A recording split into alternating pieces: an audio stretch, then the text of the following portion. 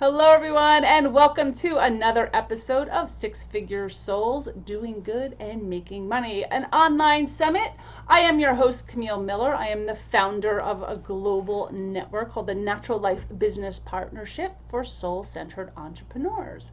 And I welcome you to our second launch of our summit. This should be, if I'm correct, this should be our second week of our second summit that you are seeing. Yes. I have with me today a very special person, DeeAnne Riendeau. Did I get that right? Nailed it. Yay! DeeAnne is the founder of the world's first holistic healthcare system. I was so excited when a mutual friend who I met online said, you have to meet DeeAnne.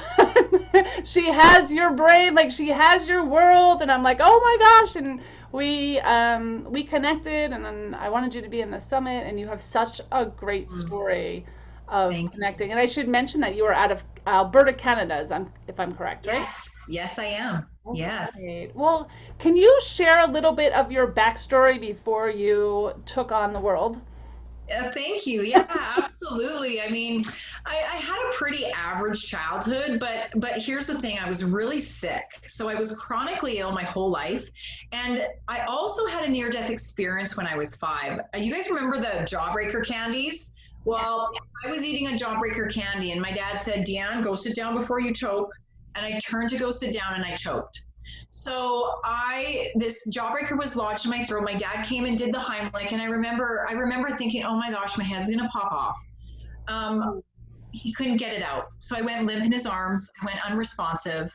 And at that moment, I actually had an out of body experience. So I was hovering above my mom and dad as they're panicking below, but I didn't feel the panic. I felt peace and I felt connected. I can't even describe it because in my 5-year-old mind, it just didn't make sense. I felt like I was floating with the angels. Yeah. And so my dad actually did what you should never do. And he used his thumb and he leveraged underneath that jawbreaker and popped it out. So he got me breathing again, and I'm so grateful. You know, I joke that my dad gave me life not once, but twice, and truly he did. And so interestingly enough, after that happened, I started to notice more of these like intuitive gifts. I would have very lucid dreams. And so I grew up not only being sick and feeling a little bit like I couldn't do everything I wanted to do, but I also had these weird gifts and abilities. And being raised in a Catholic home, you didn't talk about, premonitions, and some of that stuff was really taboo. So fast forward into my teens, I'm going through another surgery. I'm getting diagnosed with all of these illnesses. And, basically, they're like IBS and Raynaud's disease and just immunosuppressed type of diseases. And I just thought, okay, that's it. Like I'm weird for one. I don't fit in this world, and I'm sick. So I decided to not let those things suppress me. Instead, I decided that I was going to embrace those experiences and the things that I had gone through my childhood, through my teenage years, and I was going to use them for something good. So I started out as an EMT. I knew I wanted to work in the health profession because of my experience with chronic illness. So I started out as an EMT and loved that career. But after dealing with numerous people that I was already too late getting to, and one particular call in which a woman had died in my arms at the hospital, and I had to tell her husband that she wasn't coming back. So here I was at 19 years old telling, a 40-something-year-old man that we could do nothing for his wife. Wow. And I remember feeling so helpless. And I thought, I'm on the wrong end of healthcare.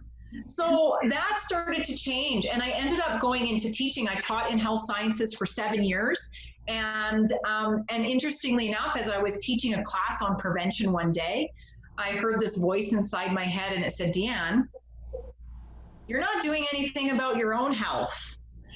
And all of a sudden it was like, oh my gosh, like I'm teaching students about prevention and I'm teaching them about compassionate care, and I'm not doing anything to help myself. So all those diagnosed illnesses that I had been given as a teen, I had done nothing. Western medicine had given me some stuff. It just made me feel sicker. So I just thought, okay, I'll just be sick all the time. And so I was literally living in this state of like working in healthcare, but being sick. Wow. And I thought, okay, this is not walking the talk. This is not leading by example. And so as I started to do that reflection, do the work for myself, I realized how many health providers out there were doing the exact same thing, where they were hitting their proverbial wall, they were pushing themselves, they were stressed, they were sick, they were deteriorating, and their souls were dying. And I thought, you know what, this isn't okay with me. And so I started to have this vision. What if we could create a preventative health model? What if we could create a holistic health model? So as I went through my own journey and I learned about holistic medicine and practices, everything from acupuncture to the woo-woo energetic stuff, all of it, I started to realize that there was a really major gap. And so fast forward to another near death and struggling with some depression, I came to this point in my life where I was experiencing some postpartum and I was feeling really distraught. I wasn't still quite listening. Although I had healed myself, I had fallen back into the trap of many of us as health providers do. I had hit my wall and I found myself spiraling down into a deeper, darker space. And it got so bad, it got to the point where I thought, you know what, it might be better if I'm not here. Wow. If I'm not, if I could just not be in this pain, that would just be so much better. But I had children and I had a 6-month-old baby at the time. So I was experiencing some postpartum. Yeah. And so I prayed. I said, okay, God, show me what I'm supposed to do. I'm not happy. I know I'm not on my path. I'm not listening to my intuition. I'm not following my soul's calling. Show me what I'm supposed to do. And the most magical thing happened that day. I felt an angel come into my room.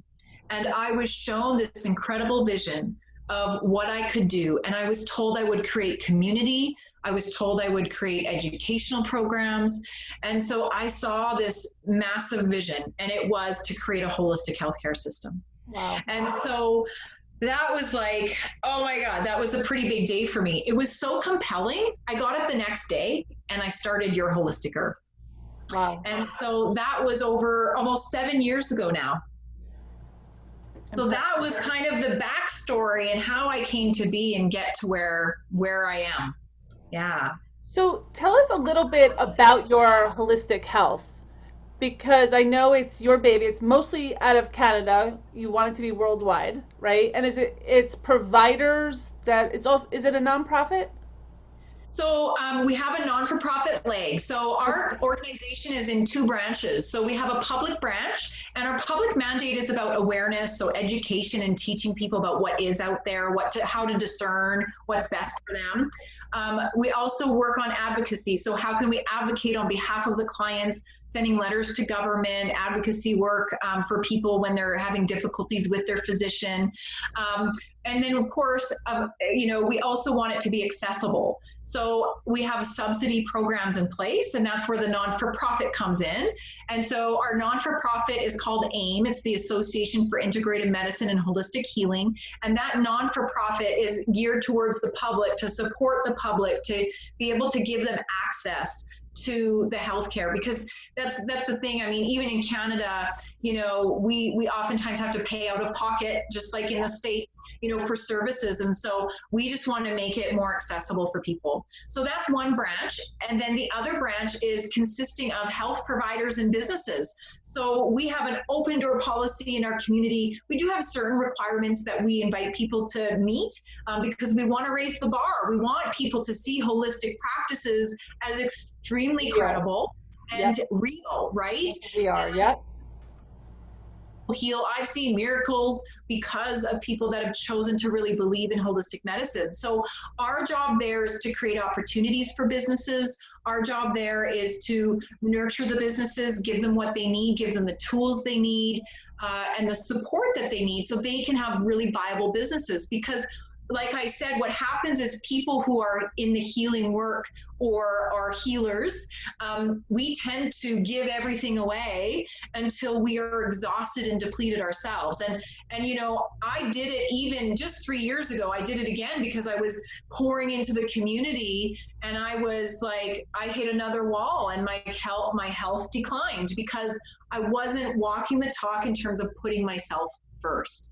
And so that's one of the things that we help businesses to do, is to make sure that they're in that optimal state so they can help more people. Yeah. I mean, that's really what prompted this whole summit. It was because as we started to go into a worldwide lockdown, I started to see the people in my community, the soul-centered people, pull back and say, I feel bad about charging for service to help people. You know, and my attitude was more like, this is our moment. I mean, this is why we've been doing this, so we can come together, we can heal, we can do this. And the whole summit was kind of put together to show people that are being so authentic and living their true life, serving others and making a living very comfortable. Yes. Yeah. The more money we make, the more people we can help. And I think for a lot of healers, you know, we hesitate on that. We don't recognize how much value we provide, for one, but we also shoot ourselves in the foot, by not recognizing that it is okay to have a charge for service or an energetic exchange of some sort for your services. You're giving of yourself. And so there has to be an exchange there. Absolutely. Yeah, absolutely. So is your network, is it all doctors, or do you also have like spiritual healers and all? Yes. So you have everything. Everything. That's so wonderful. So everything from acupuncture to physicians to psychologists to Reiki providers to energy workers. I'm going to speak to this shortly too. I do something called the Akashic Records, which is leading into that. Perfect. Yeah, perfect segue. So you know, we have a whole spectrum of health-related businesses, and even MLMs, people that are in multi-level marketing as well. Yeah. So just so for the people that are watching this, which is, you know, we have a global audience. So I just want to talk a little bit about what healthcare is like in Canada, because everyone says, oh, Canada, they get everything for free. And I've heard from our Canadian members and people that I talk to, it's not really that way. It's almost like it is here in the States, where you have healthcare, but it only covers so much. Right? Or there's a big waiting line that you're actually paying for those premium services, those better doctors, so it's kind of the same. It is. And so, I think a lot of people don't realize they pay taxes, which then pays for the healthcare. Right. Well, a visit to the physician doesn't cost us anything, but the minute that we want to do acupuncture or anything energy medicine, a lot of those, they might be covered under some insurance plans that people pay for, but a lot of them are not. Okay, so it's very, the point I wanted to make is it's very similar to what we see here. And actually what I'm learning is all around the world, it's almost exactly the same. You know, I talk to people all around the world that are having that same kind of conflict too, where I always thought that, you know, in the States we were a little more blind to it, but it seems to be happening everywhere. There's very few places that have really strong, social health plans, right? And Canada, we do have somewhat of a social health plan. Like if I have an emergency and I go to the hospital, I'm not paying the hospital. Whereas that's different in the United States, where it's very likely that, like, if you get sick and you have to go to the hospital, you're paying that. We are covered for those types of things, but again, we pay that in our taxes. So we pay for it on some level. It's just how it's paid for, I guess, is really, but the perception is that it's free. Gotcha. Yeah. And that's the only thing I want to clear up for people that are watching going, what? Yeah, absolutely. Yeah. Good. So what would you say was it like a game changer for you as you started to build this system? Because clearly you have people helping you now. It's not just you. That's right. Yeah. So I have a really amazing team. There's about 10 of us on the team. And so I have people that help me. So there's a few things. The first thing is that I went into my soul. And so any entrepreneur out there who is not doing their soul work, I want to really encourage you to do so, because in creating this business, part of me thought I started to uncover my soul, but not completely. Yeah.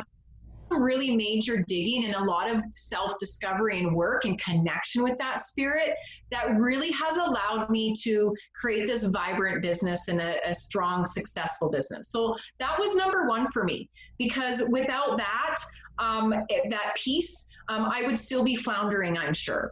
So that soul work has helped me in a really deep way. The other piece about connecting with myself on that energetic spiritual level is that it's also created a relationship with the business. So I know a lot of people have heard you are your business. I want to challenge that, because even though, yes, we're all connected and we're all one, okay, our business is still a separate entity from us. It is a different energy entity. So what people and business owners don't realize is that your business requires attention as though it's your own partner. So when I wake up in the morning, I say, good morning, your holistic earth. What's going on? What do you need today? And right away, I get a download of what I need to do. So I communicate and I pour energy into my business in that way. And as a result, the business responds with vibrancy and success. So that's a practice that I really want to encourage other businesses to start utilizing, because once you start looking at things from an energetic perspective, it can be a total game changer. Yeah. So number one, do the soul work. Number two, talk to your business. And I want to add something else to that. I love this quote by Michael Bernard Beckwith, and you probably know who that is. He's been on The Secret. So he has this quote, and forgive me, I might not get it perfect, but you'll get the point.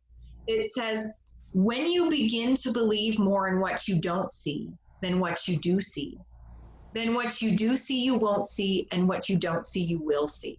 So the point of this is, when you begin to look at your business, at the world with a different lens, and start to see things that maybe aren't tangibly there, all of a sudden your world opens up. Yeah. And I have used this idea in my business and in my life, and what has been created as a result of believing in what I don't see has been nothing short of miraculous. Wow. Can I share a quick story to reiterate what this means? Because I feel compelled. Okay. So I was in the mountains, in Mexico last summer, and I have a property down there. And so my partner and we have this beautiful place in this village. We're not in a touristy area. We're in the middle of nowhere, Mexico. Okay. And there are mountains, and so we, along the edge of the ocean, and so we hear about this magical beach with these shells, all shapes and sizes of these shells. But we've got to go down this beaten path and try and figure out how to get to this beach, right? So we find this village, and then from the village, we figure out that we've got to go down this, it's not really a road, it's a desert sand pathway. And so we drive, and it's about 20 miles down this kind of convoluted pathway to get to this beach.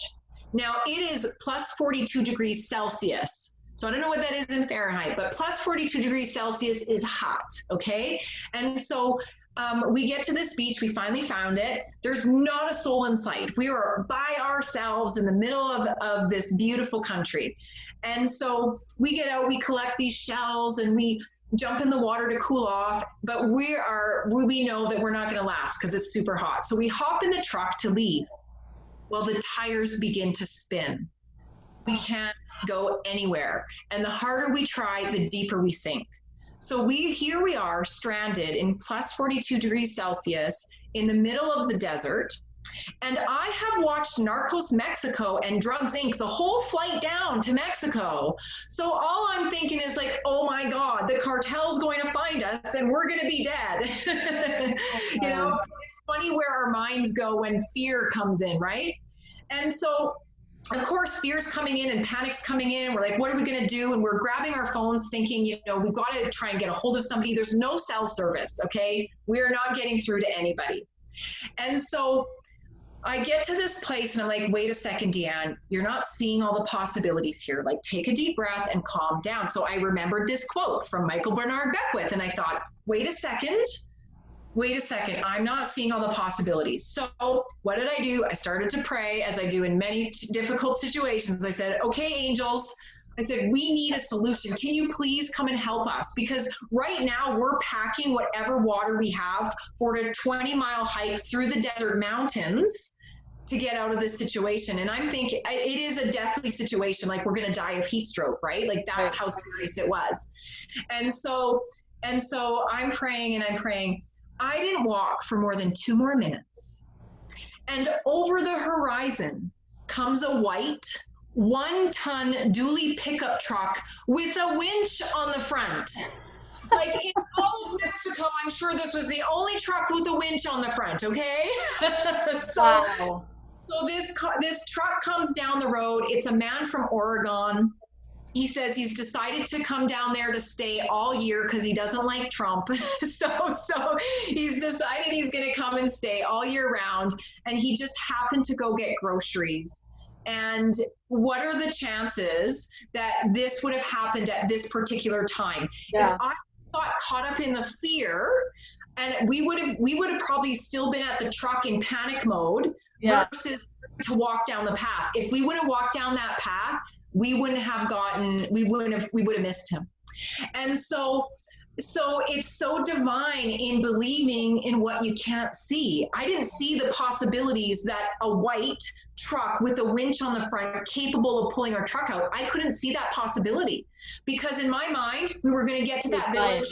We're going to try and communicate with whoever's in that village, and hopefully they would have a tractor, if we even made it to the village, right? So removing all of the stuff around you and allowing yourself to really see what isn't there, that's where the magic is. Yeah, that's beautiful. It's a great story too. Oh, thank you. Thank you for sharing that. Yeah. So I often tell people, especially in this world, the people we hang with, that you have to do the inner work before you do the outer work, right? When you're building these types of businesses.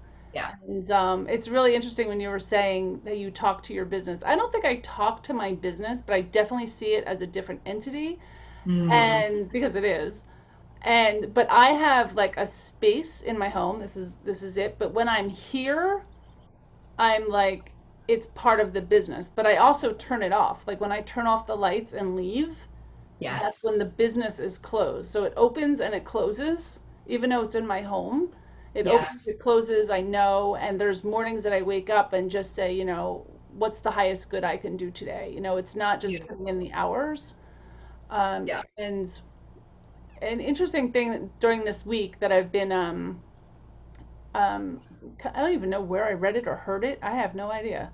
But it's just been in my mind about, people like you for who you are, not what you do. Right? You attract because of who you are, not what you do. So doing more, if people like you because what you do, they actually don't know who you are, right? That's not real.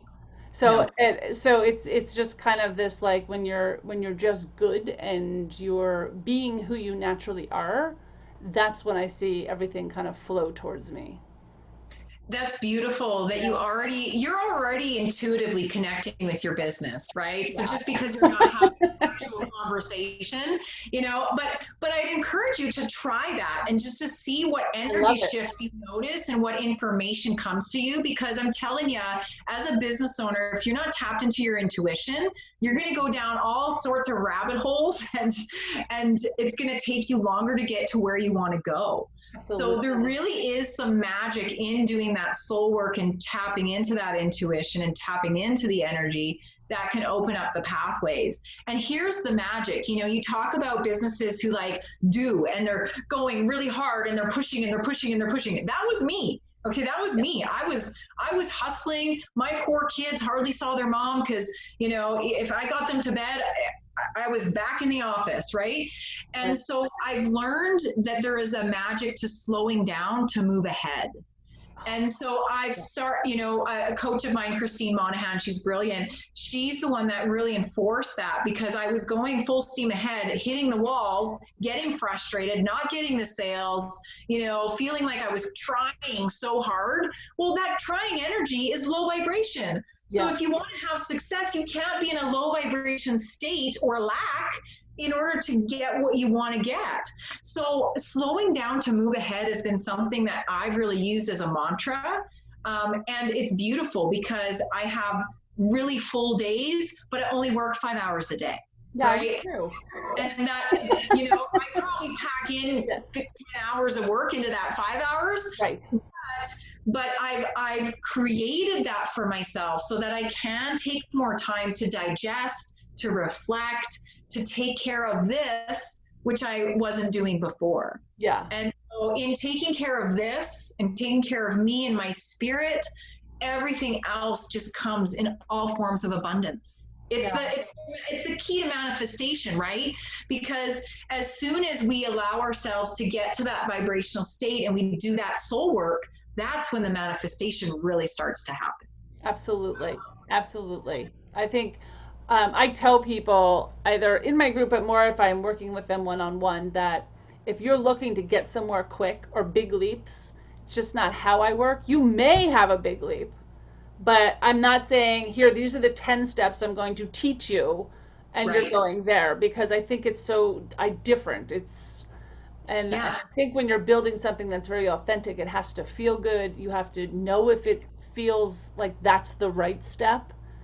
And I believe in momentum. You have to constantly move forward, but it has to feel right and be right, and kind of using your intuition along the way.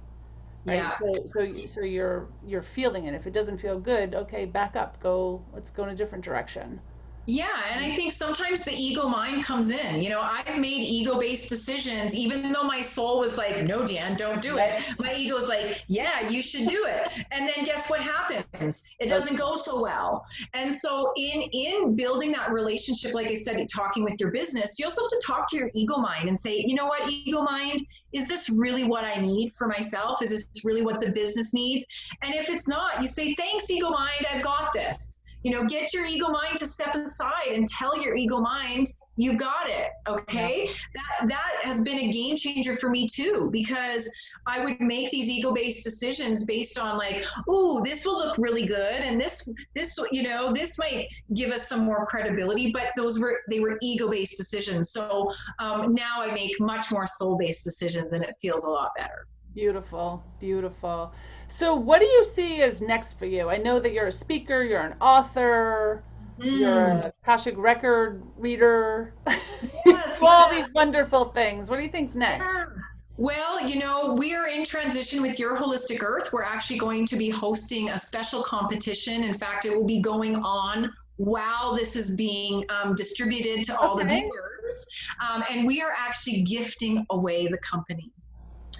So this, all the announcements will be made throughout the month of July. So again, we'll be in the middle of applications when this is aired. So if you're watching, you can certainly still apply, but we are gifting it away. So we're holding a competition to give it away, a contest, if you will. And that's what feels really good for me, because what is next for me is really a focus on the spiritual work. So I have, I mentioned my near death when I was 5. I had another near death when I was 26, in which I was surrounded by angels. And it was the most tangible, real experience of my entire human existence.